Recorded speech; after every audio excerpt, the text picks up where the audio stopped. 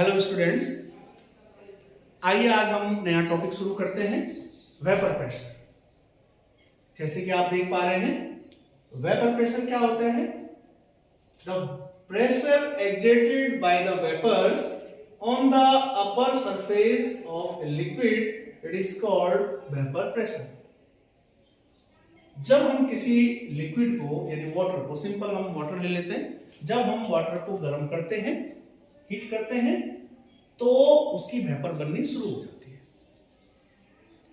और आपको पता है, गर्म करने पे जो वाटर के मॉलिक्यूल्स है उनकी काइनेटिक एनर्जी बढ़ जाती है।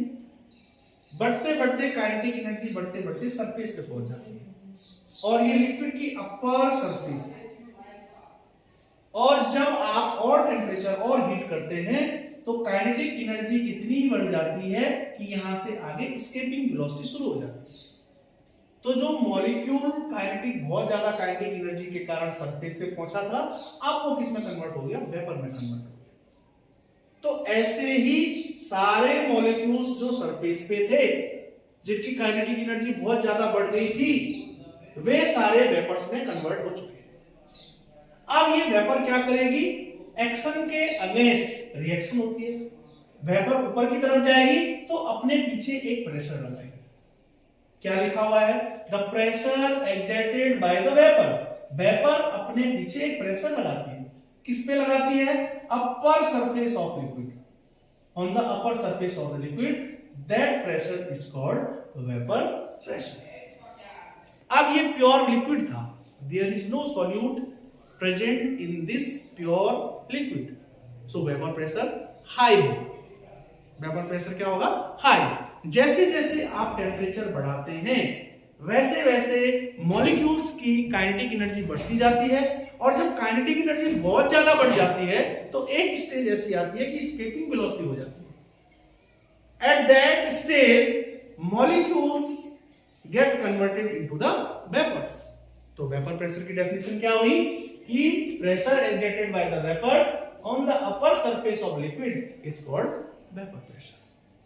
अब there are two main factors, दो मेन कारण हैं जिन पर वेपर प्रेशर किसी भी लिक्विड का डिपेंड करता है। आइए बात करते हैं कौन से फैक्टर है। पहला फैक्टर है आपका जिस पर किसी भी लिक्विड का वेपर प्रेशर डिपेंड करता है, मैं लिख रहा हूं यहां पे, the vapour pressure of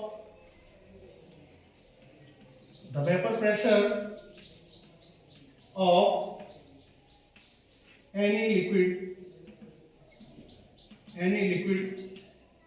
depends on the nature of solvent। पहला फैक्टर है नेचर ऑफ सॉल्वेंट। अब सॉल्वेंट का नेचर कैसा हो सकता है? कुछ सॉल्वेंट्स ऐसे होते हैं जिनके मॉलिक्यूल्स के बीच में इंटरमॉलिक्यूलर फोर्स ऑफ अट्रैक्शन बहुत ज्यादा होता है। तो जिन लिक्विड्स के मॉलिक्यूल्स में इंटरमॉलिक्यूलर फोर्स ऑफ अट्रैक्शन बहुत ज्यादा होता है, तो वे आसानी से फ्री नहीं हो सकते। इसका मतलब उनके बीच का बॉन्ड आसानी से नहीं टूट सकता है। तो वे लिक्विड कहलाते हैं आपके नॉन वोलेटाइल। और कुछ लिक्विड्स ऐसे होते हैं जिनके मॉलिक्यूल्स के बीच में फोर्स ऑफ अट्रैक्शन कम होता है, तो वो थोड़ा सा टेम्परेचर देने पे वे फ्री हो जाते हैं। तो ऐसे लिक्विड को क्या कहते हैं? वोलेटाइल।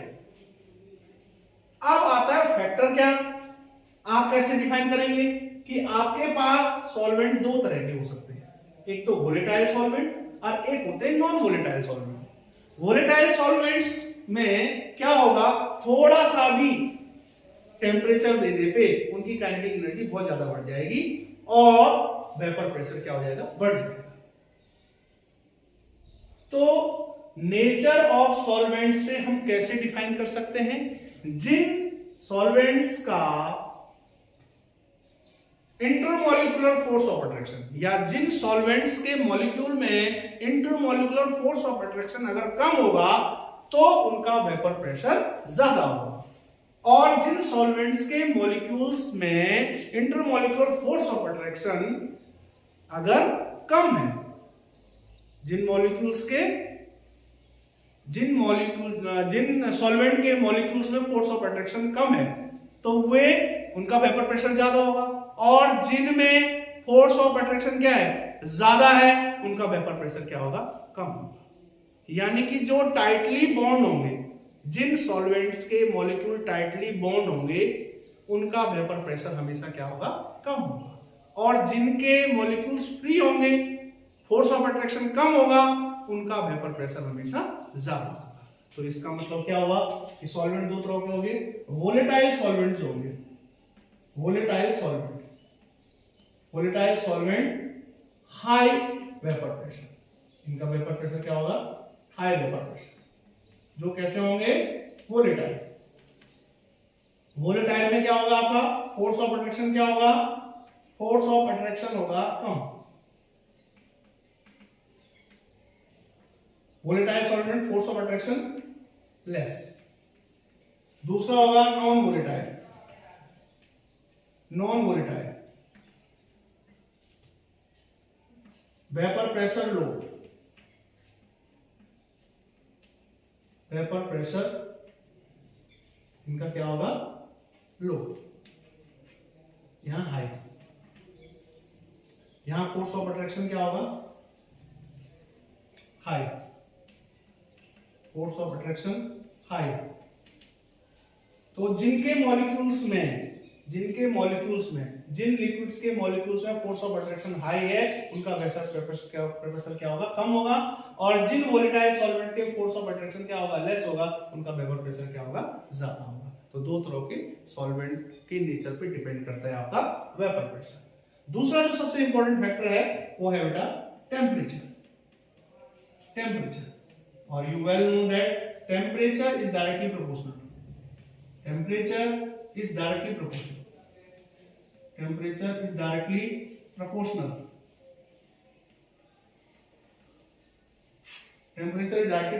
to vapor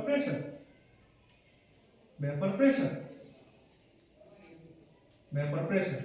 यानी कि अगर आप टेम्परेचर बढ़ाओगे तो वेपर प्रेशर भी कंटिन्यूअसली बढ़ेगा, क्योंकि टेम्परेचर बढ़ाने पे, temperature directly proportional to kinetic energy होता है, और टेम्परेचर बढ़ाओगे तो काइनेटिक एनर्जी बढ़ेगी, और काइनेटिक एनर्जी बढ़ेगी तो एस्केपिंग वेलोसिटी बढ़ेगी, और एस्केपिंग वेलोसिटी बढ़ेगी तो उस समय वो स्टेज लिक्विड से कन्वर्ट होकर किसमें चला जाएगा, वेपर स्टेट में चला जाएगा। इसका मतलब टेम्परेचर बढ़ाने पे किसी भी लिक्विड का वेपर प्रेशर बढ़ता है। ये दो मेन फैक्टर हैं जिन पर वेपर प्रेशर डिपेंड करता है। Thank you.